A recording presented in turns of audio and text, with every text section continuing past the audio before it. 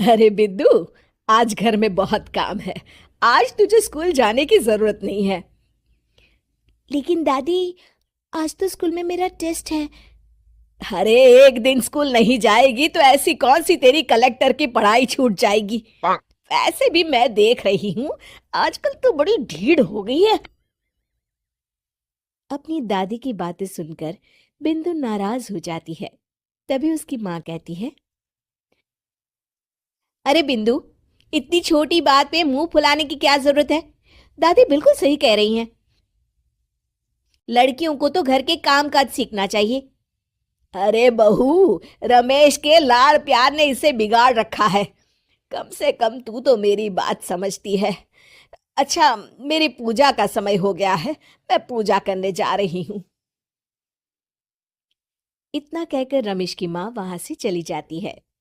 इस तरह बिंदु की दादी और माँ दोनों अक्सर उसे घर के कामों में ही उलझा कर रखते थे। कुछ दिनों के बाद राजू और बिंदु के 10वीं के रिजल्ट्स आते हैं। दोनों बच्चे दादी को अपना अपना रिपोर्ट कार्ड दिखाते हैं। शाबाश मेरे लाल, तू तो बड़े अच्छे नंबरों से पास हुआ है। तभी बिंदु कहती है। दादी, मैं भी अच्छे नंबरों से पास हुई हूँ। रमेश की माँ बिंदु को अनदेखा करते हुए कहती है। हाँ हाँ ठीक है, अभी यहाँ खड़ी क्या कर रही है, सुन लिया मैंने। जा, जाकर मेरे लिए चाय बना कर लिया। बिंदु उदास होकर चाय बनाने किचन में चली जाती है। तभी राजू कहता है। दादी, मैं क्रिकेट के कोचिंग सेंटर में एडमिशन लेना चाहता हूँ। अरे वाह राजू बेटा, ये तो तूने बड़ी अच्छी बात कही। तू कल ही अपना एडमिशन करा ले, जितनी भी फीस होगी मैं दे दूंगी। अरे एक दिन मेरा पोता विराट कोहली बनेगा। इस तरह अक्सर रमेश की माँ अपनी पोती बिंदु के साथ दुर्व्यवहार करती थी। कुछ दिनों के बाद रमेश की माँ और उसकी पत्नी दोनों सास बहू मिलकर राजू का एडमिशन अच्छे स्कूल में करवा देते हैं, लेकिन बिंदु का एडमिशन नहीं करवाते। इस बात से नाराज होकर बिंदु अपनी दादी से कहती है।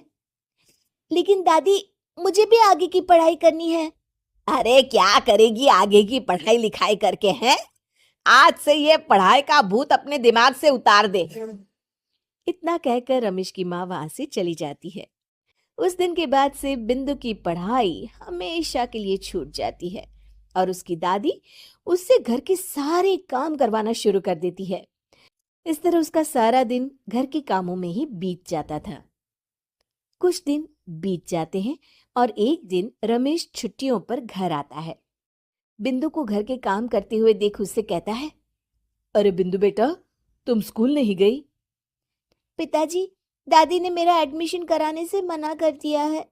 वे कहती हैं घर पे रहकर घर के काम करना सीख। अपनी माँ का ये बर्ताव देख रमेश को बहुत गुस्सा आता है और वो अपनी माँ से कहता है। माँ, ये तुमने क्या किया? आगे की पढ़ाई के लिए स्कूल में बिंदु का एडमिशन क्यों नहीं करवाया? अरे बेटा, लड़की जात है, ज्यादा पढ़ लिख कर क्या करेगी। वैसे भी शादी के बाद तो इसे घर के ही काम करने हैं ना। तुम किस जमाने में जी रही हो माँ? अगर कल्पना चावला के घर वाले भी तुम्हारी सोच के होते तो क्या वो पूरी दुनिया में हिंदुस्तान का नाम रोशन कर पाती? इसका स्कूल छुड़वाकर तुम इसका भविष्य बर्बाद कर रही हो, लेकिन मेरे रहते ऐसा नहीं होगा। बिंदु बेटा, कल ही तुम्हारा एक अच्छे स्कूल में एडमिशन करा दूंगा। तुम जितना चाहे उतना पढ़ो, मेरे होते हुए तुम्हें किसी बात की चिंता करने की जरूरत नहीं है। अपने पिता से हौसला पाकर बिंदु खुश हो जाती है और कहती है। जी पापा, मैं खूब मन लगाकर पढ़ाई करूंगी और बड़ी होकर डॉक्टर बनूंगी। ये हुई ना बात, शाबाश मेरी बेटी। शिक्षा, लड़का हो या लड़की, हमें दोनों को आगे बढ़ने का मौका देना